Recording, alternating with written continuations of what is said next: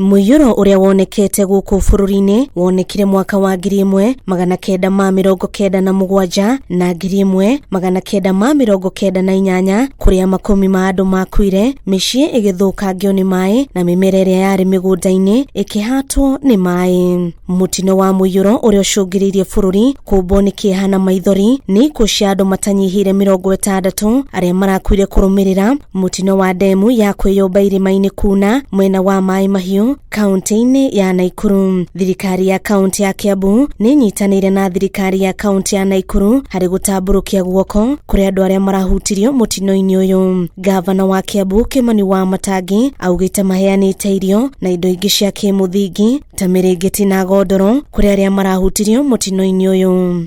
Na gavana tu ni tangazi ya kwamba sisi tulishapeana donation hapa ambaye tungependa tutakuachia.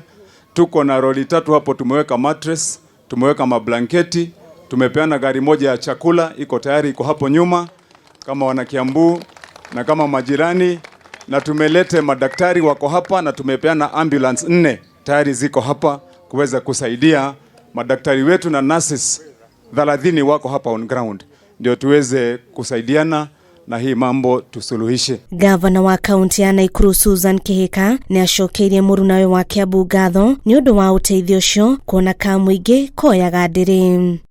Bu and your team kwĩragwo atĩa mũriganio wĩkĩ wetha. Asanti kwa hizo vitu mumetuletea, hata sisi as the county of Nakuru tuna mobilize our resources kidogo. Gavana Susan Kihika augĩte andũ na arĩa marakorirwo magĩcokio na thutha kĩmũtũrĩre kumana na mũiyũro nĩ megũkorwo magĩteithio arĩ hamwe na kũndũ gwa gũkoma.